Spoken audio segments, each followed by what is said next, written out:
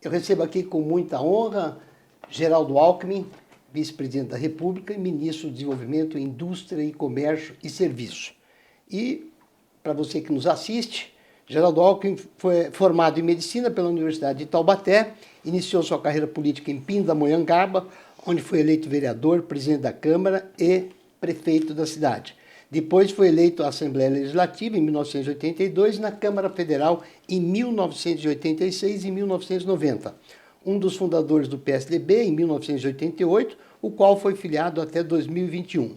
Em 1991 e 1994, presidente do partido em São Paulo. Em 1994, elegeu-se vice-governador do estado de São Paulo. Em 2002, reelegeu-se. Em 1994, elegeu-se vice-governador de São Paulo. Em 2001, assumiu o governo do estado após a morte do governador Mário Covas. Em 2002, reelegeu-se e concorreu à presidência da República, onde obteve quase 40% dos votos no segundo turno. O presidente Lula foi eleito.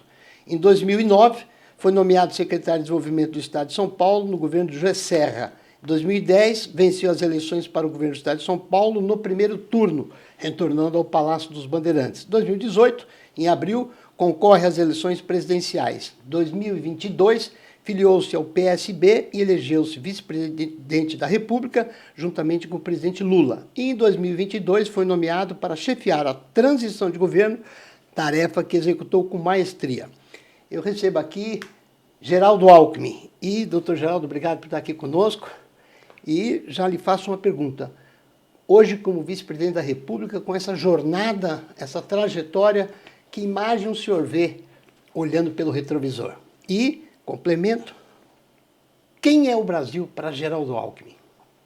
Olha, Agostinho, primeiro agradecer o convite, dizer da satisfação de estar aqui com você, com todos que nos acompanham aqui no nosso encontro. Eu entendo que o Brasil é uma potência mundial. Se nós verificarmos os três grandes debates do mundo hoje, Agostinho, segurança alimentar, segurança energética e clima, combate ao aquecimento global, nos três o Brasil é um grande protagonista.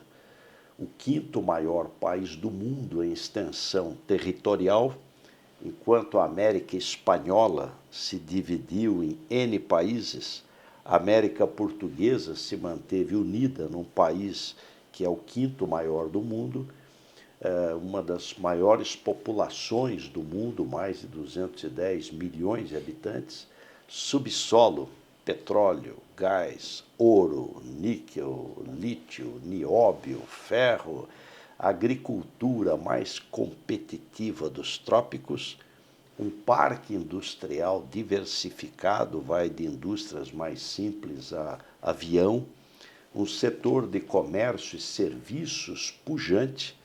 Você vê o sistema financeiro brasileiro, o PIX, são coisas que o mundo rico está aprendendo. Turismo, que tem um potencial ainda de crescer muito grande, e um povo trabalhador. E uma terra acolhedora. Eu sempre brinco que São Paulo é a terra onde japonês fala português com sotaque italiano. Então, essa miscigenação brasileira bonita, né? Doutor, quais são os pilares que o senhor podia nos dizer que sustentou a sua trajetória, seu comportamento político coerente na vida pública e na vida do legislativo, do executivo que o senhor transitou? Quais são os pilares que o senhor reputa que foram fundamentais? Olha, Agostinho, eu nunca tive a pretensão de fazer carreira política. Eu me formei em medicina e as coisas foram meio acidentais.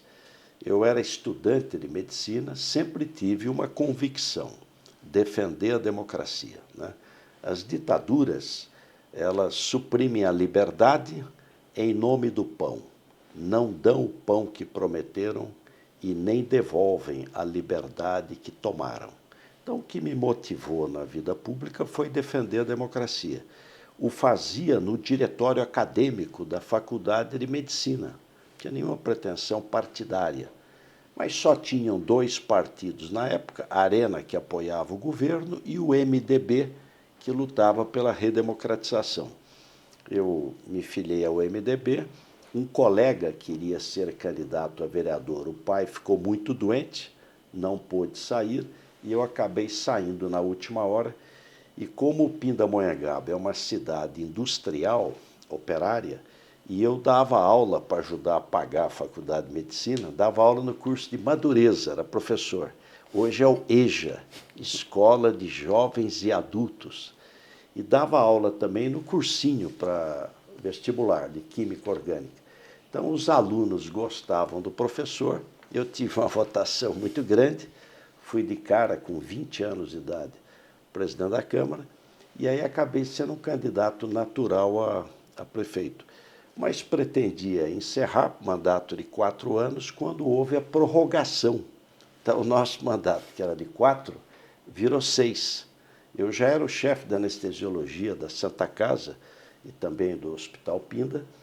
Acabei aí, quando coincidiu, Montoro saiu candidato a governador, primeira eleição direta para governador no Brasil, insistiu para eu sair candidato a deputado estadual e eu acabei saindo. O que eu aprendi é o seguinte: faça bem feito, com dedicação, espírito público, competência, o que está fazendo. O futuro a Deus pertence, né? Olha, muito bom. Doutor, vamos falar um pouquinho de uma área que o senhor tem uma enorme responsabilidade no MIDIC, Ministério de Desenvolvimento, Indústria, Comércio e Serviços, e essa semana a gente comemorou, no dia 25 de maio, o Dia da Indústria Brasileira. Quer dizer, o Brasil tem sofrido um processo de desindustrialização, aumento de custos, de impostos e dependência externa. Como é que o governo está vendo esta situação da nossa indústria? Olha, muitas vezes, Agostinho, no passado, quando o país fica rico, ele desindustrializa, porque ele fica mais caro. Então, a carga tributária é mais alta, o custo é maior, mão de obra. Então, a indústria vai para um lugar onde ela fabrica mais barato. O problema do Brasil é que nós ficamos caros antes de ficar rico. Então, com um país caro, perde competitividade, perde competitividade. Nós chegamos a ter câmbio 1 para 1, $1, R$1. É muito mais barato importar tudo. Hoje o câmbio está competitivo. Um câmbio de R$5, $1, 5,10 é um câmbio competitivo. Então, hoje o câmbio é competitivo, os juros é muito alto. Se pegar o juros real, é o segundo maior do mundo, mas ele está caindo e precisa cair mais depressa. E a carga tributária é elevada para o nível de desenvolvimento do Brasil, mas a reforma tributária vai ajudar. A reforma tributária vai desonerar completamente investimento e vai desonerar completamente exportação, porque ela acaba com a chamada cumulatividade de crédito e ajuda a reduzir o custo do Brasil, porque ela simplifica. Então, eu diria que nós estamos com um câmbio mais competitivo, política monetária, juros ainda muito alto, mas em queda, precisa cair mais depressa, e política tributária, carga tributária alta, mas a reforma tributária vai dar um impulso. Os estudos, Agostinho, mostram que em 15 anos, se a reforma tributária for bem regulamentada, não desvirtuar o seu objetivo, ela pode levar a um aumento do PIB em 12% a mais em 15 anos, de investimento 14% a mais e exportação 17% a mais. Nesse ponto das exportações e de investimentos, o senhor tem tido aí um resultado muito positivo. Eu peguei aqui umas informações com a nossa assessoria e o setor automotivo está contribuindo com mais de 130 bilhões nesta sequência. E o setor da indústria do aço com mais de 100 bilhões. Como é que foi esse trabalho, doutor, que o Ministério e o governo conseguiram ampliar esses investimentos? Olha, Agostinho, o que nós fizemos na indústria automotiva? De um lado, se eu quiser importar um carro de luxo, um Porsche, né, um carro chique, eu posso, nenhum problema, pode importar. Só que paga 35% de imposto de importação, como no mundo inteiro é assim. No Brasil, o carro elétrico era zero. Então, o que nós fizemos? Olha, a partir de 1º de janeiro desse ano é 8%. 1º de julho, 15%. O ano que vem, 20%. Depois, 25%. E no 4º ano, 35%. Então, você já sabe que se você não construir uma fábrica no Brasil, você vai pagar 35% de imposto de importação. Pode importar, mas você tem imposto de importação. Aí o industrial fala, mas eu preciso ter uma rede de concessionários, eu preciso ganhar cliente. Perfeito. Então, você vai ter, durante 4 anos, você que está investindo no Brasil, você vai ter cota. Então, no primeiro ano, você pode importar, por exemplo, 30 mil carros, sem pagar imposto. No segundo ano, 20 mil, sem pagar imposto. No terceiro, 10 mil. No quarto, acabou. Então, você tem previsibilidade. Olha, em 4 anos, tem um phase-out, vai subir o imposto de importação e vai cair as cotas com imposto zero. Então, você dá previsibilidade. Esse de um lado. De outro lado, o Mover, um programa de mobilidade verde, estimulando inovação e estimulando descarbonização. Isso levou, como você bem lembrou aqui, a 130 bilhões de investimento. Todas as montadoras. Toyota, Hyundai, BYD, Volkswagen, General Motors, Volvo, Scania, todas para Volkswagen. E também aqui as máquinas autopropulsoras, né? As máquinas agrícolas. Máquinas agrícolas. E se vai investir 130 bilhões, até 2028, você pode pôr 6 a 7% na indústria de autopeças. Então, nós vamos ter mais uns 7, 8 bilhões, porque a cadeia é muito longa. Então, você vai puxar toda uma cadeia. Se eu fabrico mais carro, mais máquina, eu preciso de aço. Então, você teve aí mais 100 bilhões de anúncio na área de siderurgia. Então, a indústria que vinha todo ano caindo, o PIB, o ano passado parou de cair, ela já cresceu 0,3% do PIB e acho que esse ano vai fazer a diferença, a indústria. Doutor, o senhor, nessa linha, o senhor vai fazer uma viagem agora, o senhor vai a Cosban, na China, e vai a alguns países dos Emirados Árabes. Qual a importância desta parceria com a China, doutor Geraldo, no momento em que a gente tem aí uma questão de competitividade com a nossa indústria? Qual a importância da sua visita à China num momento em que o Brasil busca essa ampliação e melhoria da nossa indústria? Olha, Agostinho Turbiano, quem está nos acompanhando, o Brasil representa 1,9%, 1,8% do PIB do mundo.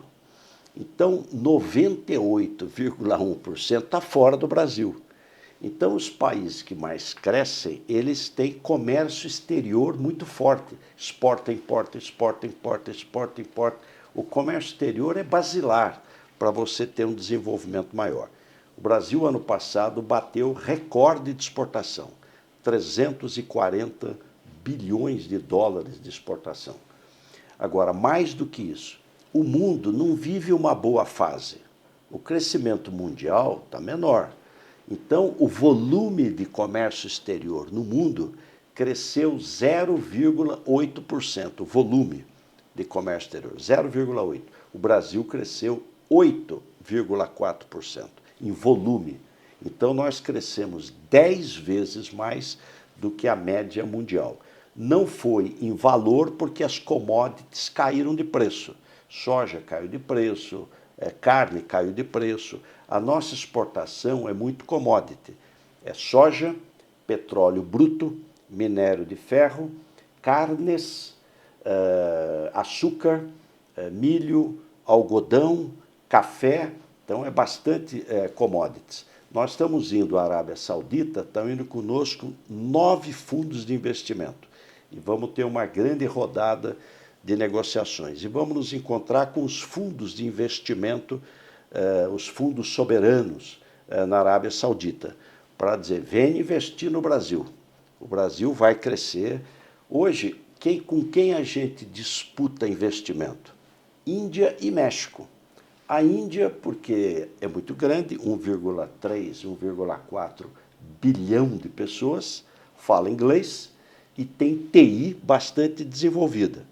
E o México, porque é vizinho do rico, nearshoring, então vende para os Estados Unidos. Então, o dinheiro para onde vai? Há muita liquidez no mundo. As grandes opções, Índia, porque tem escala, México, por causa dos Estados Unidos, e Brasil. O Brasil atrai hoje muito investimento. Nós estamos entre os 5 países do mundo que mais atraem investimento. E vamos à China, que hoje é o maior parceiro comercial do Brasil. O nosso negócio com a China passa 100 bilhões de dólares. Então, estão indo conosco 200 empresários. Nós vamos ter uma reunião de negócios, 400 empresários, 200 brasileiros, 200 chineses. E vamos ter a reunião da COSBAN. COSBAN é o Conselho Sino-Brasileiro de Alto Nível. É o Conselho Brasil-China de alto nível, presidido na China pelo vice-presidente da República, presidido no Brasil pelo vice-presidente da República.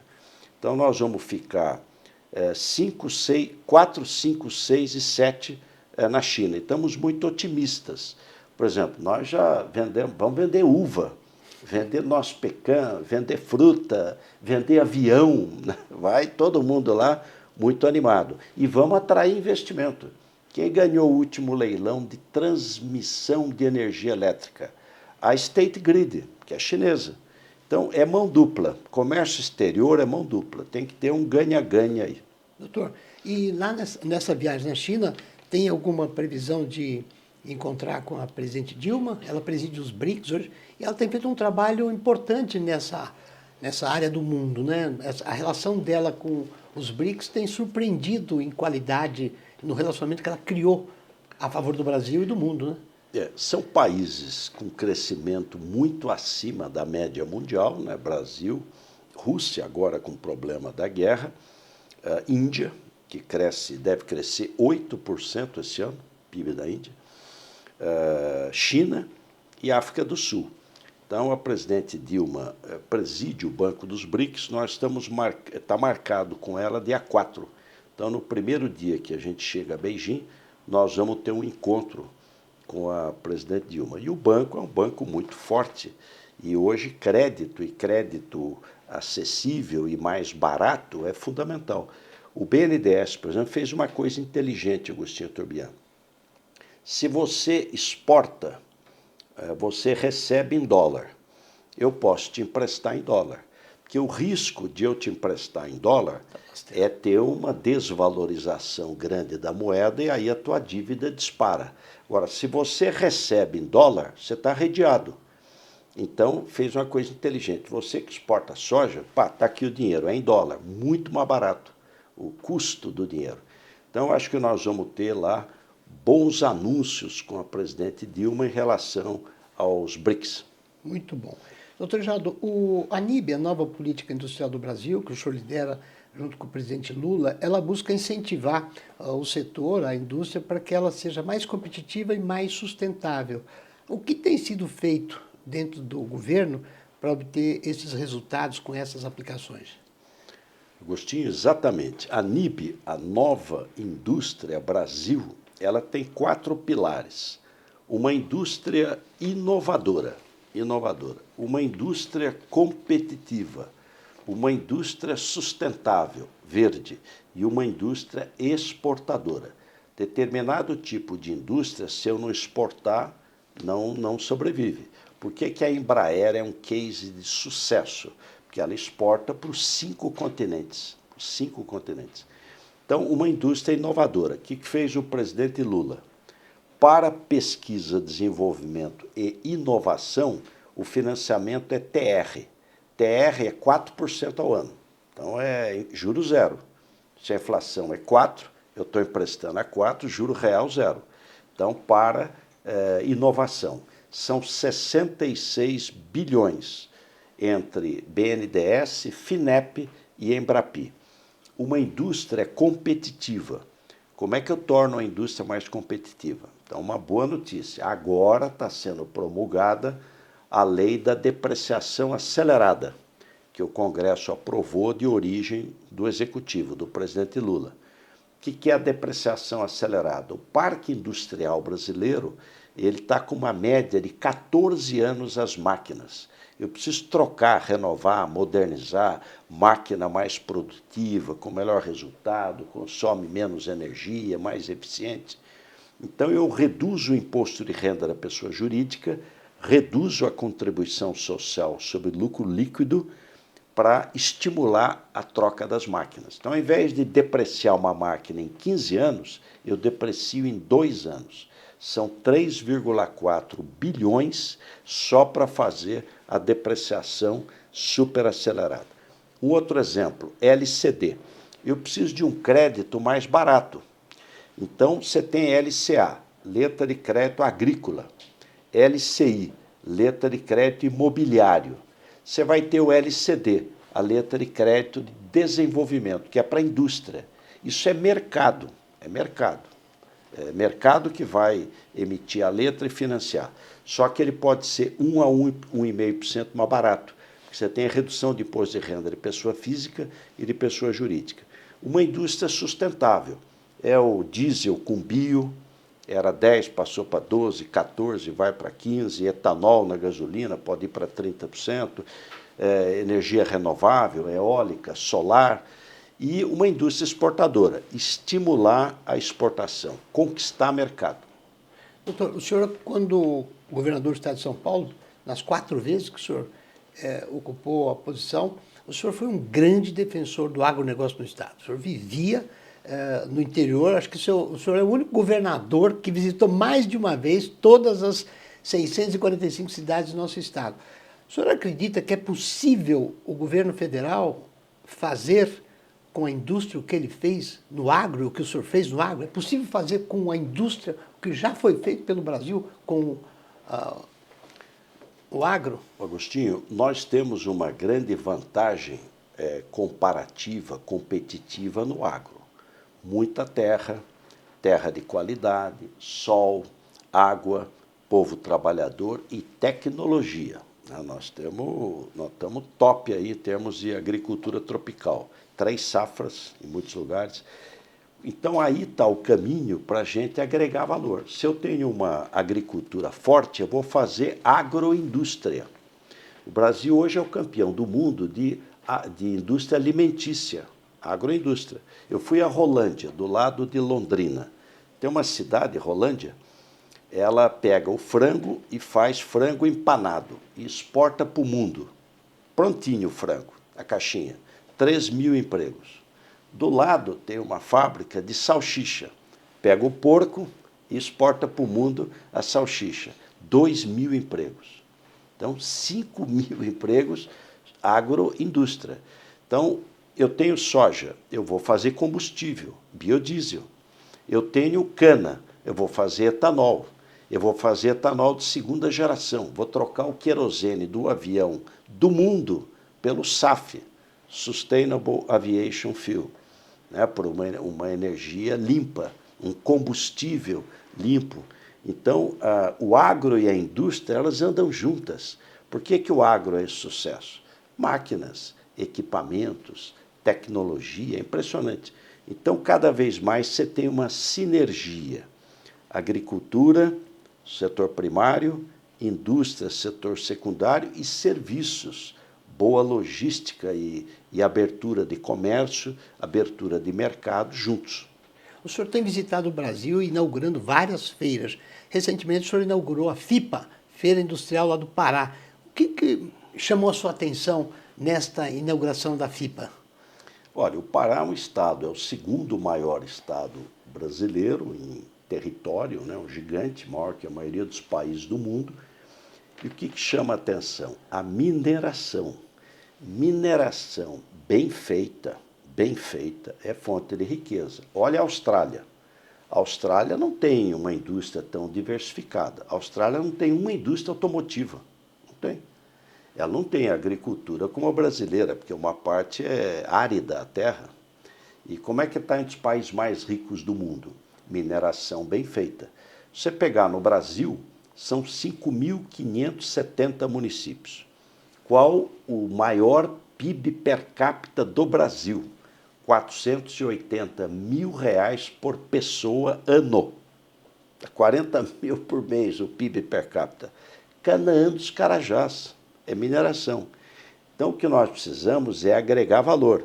Esse minério fazer aço com descarbonização, baixo carbono, fazer máquina, fazer automóvel, fazer avião, fazer avançar na agregação de valor. A outra é a biodiversidade amazônica. O açaí é uma fonte de emprego, de renda impressionante. O cacau, o preço do cacau disparou. Está instalando um monte de fábrica de chocolate. Então, sempre a gente identificou o cacau com a Bahia. A Bahia ainda é campeão, mas hoje é impressionante o cacau no Pará. Doutor, para a gente entrar numa quadra final da nossa conversa, muito agradável, daria para a gente ficar o dia inteiro aqui conversando, porque o senhor tem as informações, mas uma coisa que eu gostaria de repassar para a nossa audiência, quais são os pilares que o MIDIC tem e que foi feito e foi entregue nesta política industrial? Quais são os grandes feitos, os projetos que ele entregou na política industrial? Olha, nesses 16, 17 meses, Agostinho, primeiro, eu acho que bem encaminhado, equacionado o crédito para inovação. CTTR, e não é para um e não para o outro, é para todos.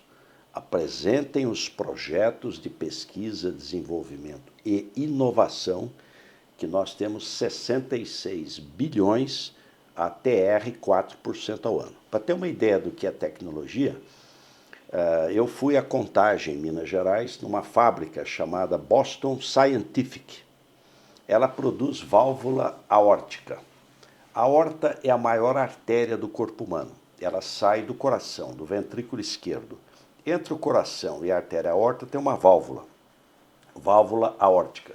Com a idade, ou por outros fatores, ela pode se calcificar, pode endurecer, e você tem uma estenose aórtica. Você estreita a passagem do sangue, pode levar até a óbito. Então, você troca essa válvula. Como é que é feita a válvula aórtica? Do pericárdio do porco, do suíno, do porquinho. Todo órgão nobre é envolvido por uma membrana. O coração, o pericárdio. O pulmão, a pleura. O cérebro, a meninge. Então, você pega o pericárdio do porco, do leitão do porco, e com aquela membrana você faz a válvula aórtica. Uma válvula custa R$70 mil. Uma, desse tamaninho. É o preço de um automóvel. Uma válvula, não tem ouro ali, tem membrana do pericárdio do porco. Isso é tecnologia. Então, eu diria que a inovação é o caminho, e aí está bem encaminhado. A outra é o mover. Está para ser votado agora, espero que essa semana seja aprovado no Congresso Nacional. Ele mobilizou 130 bilhões de investimento. Depreciação acelerada. É um estímulo financeiro, crédito tributário para renovar máquinas, equipamentos. Brasil mais produtivo. Pequenas indústrias, pequenas e médias, você digitalizar. Nós unimos o Senai, o Sebrae, BNDES, a BDI. Então, eles irão, Agostinho, em 93 mil pequenas indústrias, identificar o problema para torná-la mais eficiente e menor custo, digitalizar. O Senai faz o projeto, o diagnóstico. O Sebrae faz o projeto e o BNDES financia. E 200 mil pela plataforma digital. A outra é indústria verde. Essa semana que passou, inauguramos em Guariba, região de Ribeirão Preto, o investimento da Raízen, 1,2 bilhão. Etanol de segunda geração. Eu esmago a cana, sacarose, combustível, etanol. A palha da cana, que eu ia queimar, a folha e o bagaço, eu torno a fazer um processo químico e da celulose eu produzo o etanol de segunda geração. Muito menos pegada de carbono. Portanto, ele vale muito mais no mercado. Então, uma indústria verde, sustentável e uma indústria exportadora. O que nós fizemos? Portal único, licença flex. Antes, Agostinho, você ia exportar um produto, uma licença. Era por operação.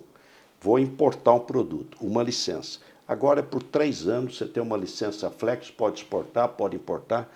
Exportação de frango para o Reino Unido e União Europeia. Você tem que ter um certificado de origem. De onde vem esse produto? Era papel, R$ 166 por guia. Agora é tudo digital, não paga mais nada, nada, nada, nada. CCT aéreo. Chega uma carga no Brasil, desembaraça no aeroporto em 24 horas. Então, nós estamos fazendo um grande trabalho de desburocratização e conquistar mercado, abrir mercado para o produto brasileiro. Isso é importante, doutor Geraldo, porque o tempo no mercado de comércio, das relações internacionais é importante. Ele é competitividade, porque ele é custo, né? Não há a menor dúvida, é desburocratizar, facilitar e acordos comerciais. O Mercosul eram 4 países, deve estar entrando a Bolívia, vai para 5. Fez acordo no começo do ano com Singapura e nós estamos muito confiantes no acordo com a União Europeia. Acho que não podemos desistir, não. Tem toda a chance da gente fazer um acordo Mercosul-União Europeia. Sem dúvida, muito importante. Doutor Geraldo, que balanço o senhor faria do governo Lula, que o senhor faz parte, até esse momento? O primeiro balanço é que salvou a democracia. Porque se o pessoal, perdendo a eleição, tentou dar um golpe, imagine se tivesse ganho. Então, o que me motivou a ingressar na vida pública foi defender a democracia. Democracia é o respeito às pessoas, é o povo que manda, ele que estabelece o destino do país e a alternância no poder. Eu acho que, do ponto de vista econômico, melhorou, porque a inflação, que era 4,5%, está em 3,7%, caiu. O PIB, que era para crescer 1%, cresceu 2,9%, avançou. Quando a inflação cai e a economia cresce, eu melhoro a renda do trabalhador. O meu salário vale mais. A economia crescendo, o meu salário sobe, a inflação caindo, eu compro mais. Então, é o maior aumento de renda desde o Plano Real. Desde o Plano Real. Agora, é claro que nós temos desafios. Então, o que a gente precisa fazer é 24 horas reduzir custo do Brasil, fazer reformas como a reforma tributária, bem regulamentada, e fazer o ajuste do lado fiscal, para que a gente atinja o objetivo do arcabouço fiscal. Um estadista, doutor Geraldo, é uma pessoa que é reconhecida pela sua habilidade de liderança na política e geralmente associada a uma profunda compreensão dos assuntos de estados e de uma visão de longo prazo na sua região e no seu país. O senhor acredita que o presidente Lula é um provável estadista da nossa história republicana? Agostinho, alguém que são 12 irmãos. A mãe do presidente Lula teve 12 filhos. Criou quase que sozinha, que nasceu em Garanhuns, em Caeté, veio de Pau de Arara para começar a vida em São Paulo. Estudou no Senai, foi torneiro mecânico e é presidente do Brasil pela 3ª vez. Se não tiver mérito, quem tem, né? Então, é claro que é uma pessoa cuja história de vida é admirável. E é interessante, o presidente Lula fala, eu não fiz faculdade, eu não sou doutor, eu não tive essa oportunidade, mas eu quero que todos façam. E por isso criou o pé de meia. O que é o pé de meia? Às vezes o jovem tem que deixar o ensino médio, ele abandona porque ele precisa trabalhar, precisa levar comida para casa. Então, diz, não abandone os estudos. Você que está precisando, o governo vai te dar uma ajuda mensal, todo mês, e uma poupança de R$1.000 por ano, que você só vai retirar depois que tirar o diploma, depois que terminar, para estimular a educação. Eu diria, se você me permite, uma palavra aos jovens, estude, estude, estude. E, depois de uma formação mais geral, busque uma formação profissional. Na sua área, você fazer a diferença. E o Brasil é um país que vai crescer. Esse é um dos países mais fantásticos aí. Tem tudo para ter um crescimento econômico importante e melhorar a distribuição de renda. Doutor, já tem uma pergunta que eu não posso deixar de fazer, porque da onde vem a história das meias? Que eu estou usando também. Incorporou. O Brasil está de meia nova. Isso aí é o seguinte, Agostinho. Eu sempre usei meia lisa. Aí, na transição, eu coordenei a transição depois da eleição até a posse.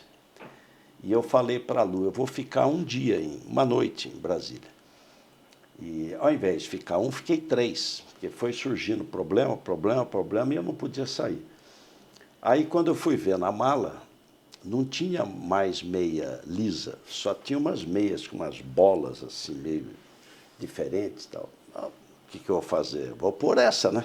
Aí fui, e o evento que eu tinha era um evento onde os fotógrafos ficavam mais embaixo e a gente ficava mais alto. Aí ficou na lente do fotógrafo. Eu vi quando ele fotografou, falei, isso aí vai dar ibope aí. E batata, no outro dia explodiu. E aí é interessante, você pode brincar. Um dia desse eu fui à Anfávia, quando eles anunciaram 130 bilhões de investimento. Aí eu fui com uma meia cheia de carrinhos, tudo quanto é carro tinha ali. O presidente Lula foi no Pará, na festa do boi, em Parintins. Aí eu dei para ele a meia. Falei, presidente, põe a meia. Ele falou, mas eu não posso, porque uma torcida é do garantido, a outra torcida é do caprichoso. Eu falei, não, mas eu trouxe 2. O senhor põe um pé o garantido e o outro pé o caprichoso. Ele pôs? Ele não pôs, mas a Janja pôs. Ela foi com a meia, uma de cada boi. Muito obrigado. Doutor Geraldo, foi um prazer recebê-lo aqui no nosso podcast. O Brasil agradece pelo trabalho que o senhor tem feito por todos nós, essa leveza de conduzir um assunto tão denso, tão intenso, que é a gestão de um país como o Brasil, que tem aí uma curva virtuosa de prosperidade, graças ao senhor estar aí com o presidente Lula e toda a equipe trabalhando. Então, muito obrigado. Sucesso na viagem à China. Traga o avião com muitos bons projetos, dinheiro de investidores, que o Brasil, tenho certeza, precisa muito disso. Muito obrigado, doutor Geraldo. Sucesso. Um abraço ao presidente Lula. Muito obrigado, Agostinho Turbian. Muito obrigado pelo convite aqui para estar no podcast. E um fraterno e carinhoso abraço aos que nos acompanharam.